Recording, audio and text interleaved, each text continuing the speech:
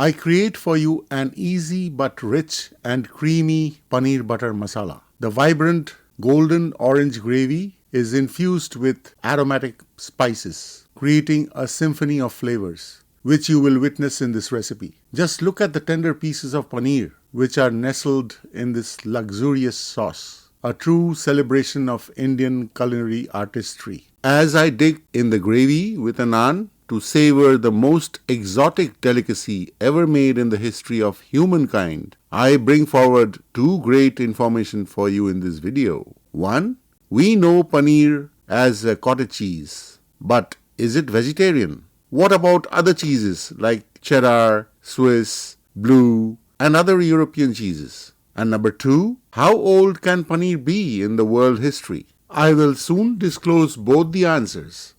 We all know that Paneer Butter Masala has got a distinct place in Indian cuisine. Consuming paneer is good for the teeth and the bones. Now let's go through the ingredients. For 750 grams of paneer, which I have diced in 1-inch cubes, you can dice half the size. 1 medium diced onion, 6 large diced tomatoes weighing 500 grams, 50 grams butter, 8 dry red chilies soaked in warm water for 1 hour, 50 grams ginger diced, 3 tablespoons honey, 3 tablespoons Kashmiri chili powder, 2 tablespoons red degi mirch powder. This imparts heat and color, and 2.5 tablespoons salt. Now for the spice mix, 1 tablespoon coriander seeds, 1 teaspoon fenugreek or methi seeds, 1 teaspoon cumin seeds, 2 teaspoon fennel seeds, mohri or sauf, 50 grams of cashew nut, 7 whole bay leaves, tejpata, and the most essential, 4 tablespoons of kasuri methi. Out of these, I will dry roast 4 of these spices in a pan. In the heated pan goes the fennel, jeera, methi, and coriander. I have done the dry roasting, and just before the smoking point, when I get the aroma, I take the pan off from the flame and grind it. Now I take 7 cloves, 2 small cinnamon sticks, 7 green cardamoms, and grind them directly. Pouring 2 tablespoons of refined oil in a pan to get heated on medium flame, I add half the stock of butter in the recipe, that is 25 grams, and wait till it gets melted in the oil.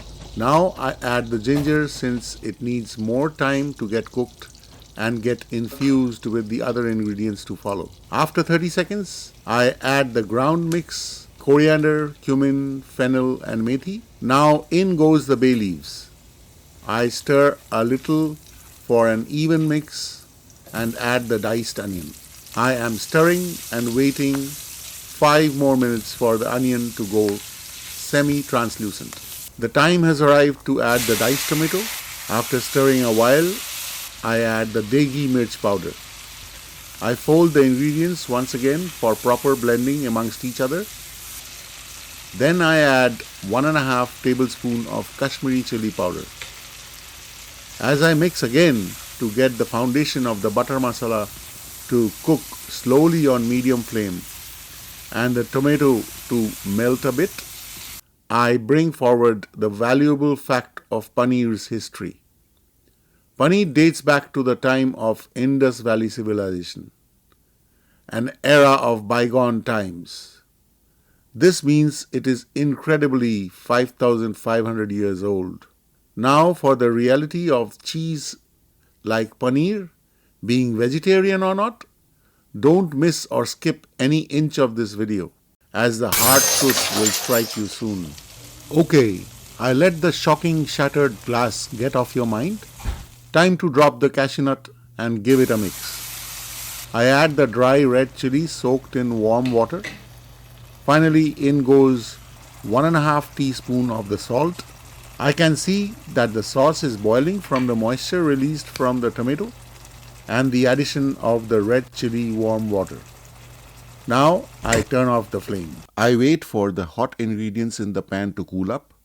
Next I take everything except the bay leaves and put in a blender to make a paste or puree. Now I would strain the paste in the pan. I take a ladle and whisk it around by diluting with little water to get the strained liquid. The bay leaves are still sitting in the pan. I would not throw them now since I would require most of its aroma infused in the sauce. Now I turn the oven on and put the sauce to medium flame and wait to heat up. I pour half cup of hot water in the sauce, followed after some time by half cup of cream. Then I mix.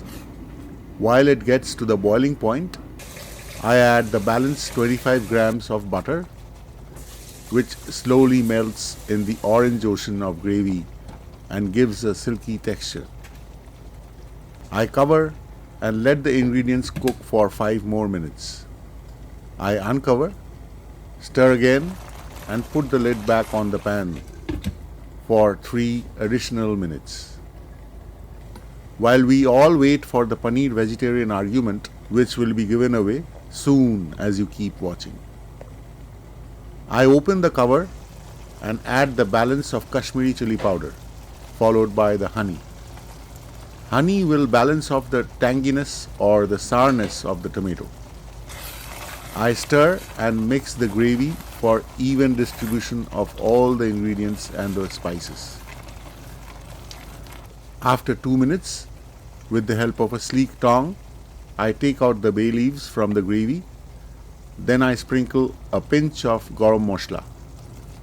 Just look at the inviting orange sea of the sauce, slowly getting formed for the ultimate recipe. Time has arrived for the addition of the paneer cubes. But before, time has arrived for the revelation of the great controversial topic that I laid before. Whether cheese like paneer is a vegetarian delicacy.